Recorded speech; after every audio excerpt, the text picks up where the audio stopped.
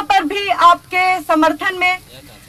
लगातार लगभग हर रोज ही कोई ना कोई कार्यक्रम कर रहे हैं। हमारी अलग अलग जहां पर भी ताकत है वहां की टीमें भी आपके समर्थन में प्रदर्शन कर रही हैं। जहां पर हम लोग जो बैठे हुए तमाम लोग हैं प्रशासन में उनसे मिलने का काम कर रहे हैं, ज्ञापन दे रहे हैं, ताकि जो ऊंचे ओहदों पर बैठे हुए लोग हैं जो वहां पहुंचने के बाद मजदूरों पर हो रहे अत्याचार को देखने में अनदेखी करते हैं, अंधे और बहरे हो जाते हैं, उन तक अपनी बात पहुंचाने के लिए हम लोग लगातार प्रयासरत हैं। कल ही बिगुल मजदूर दस्ता की लखनऊ टीम ने वहां पर आपके समर्थन में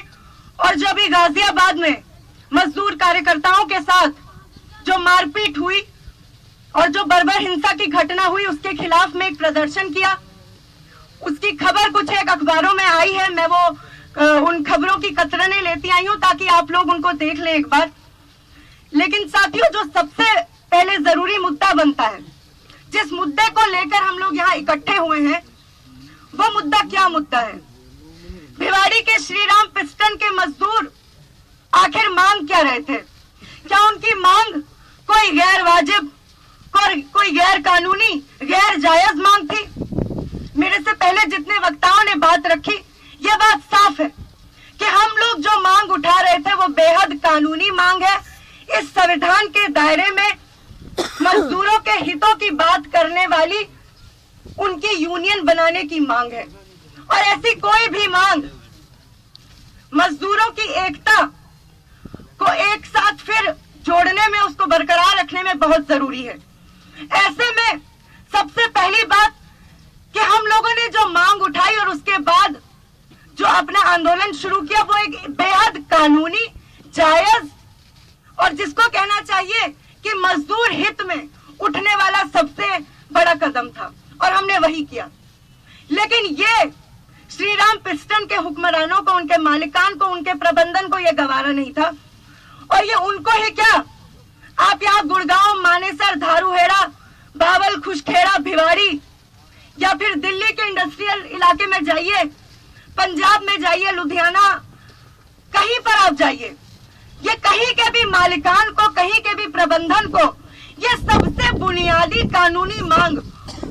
उनको मान्य नहीं है, ये उनको पसंद नहीं है कि मजदूर ऐसी कोई मांग उठा रहे हैं। तो ऐसे में सवाल उठता है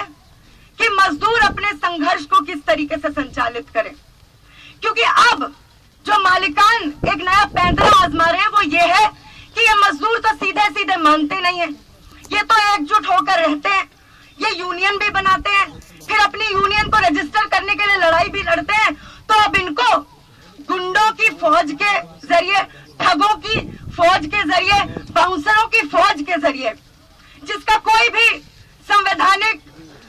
अधिकार किसी भी मालिक को रखने का नहीं है, लेकिन इन फौजों के जरिए इनको कुचलो। 26 अप्रैल की घटना यही दिखाती है कि मजदूर जब अपने हकों के लिए, अपने कानूनी अधिकारों के लिए लड़ना शुरू करते हैं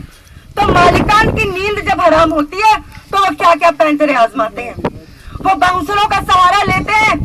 और बाउंसरों का सहारा तो वो लेते ही हैं, साथ में जितने भी पूंजीपतियों की सरकारें हैं, चाहे वो यहाँ पे वसुंधरा राजे की सरकार हो, हरियाणा में हुड्डा की सरकार हो, दिल्ली में जब शीला दीक्षित थी तो शीला दीक्षित की सरकार हो, यूपी में अखिलेश यादव की सरकार हो, ये सारे के सारे इस मामले में एकजुट हैं। इनकी व्यापक एकजुटता बनती है, चाहे ये किसी पार्टी से हो, कि भैया अपनी रैपिड एक्शन फोर्स को भी मजदूरों को कुचलने के लिए लगा दो, कोबरा को भी लगा दो, और बाउंसर तो है ही।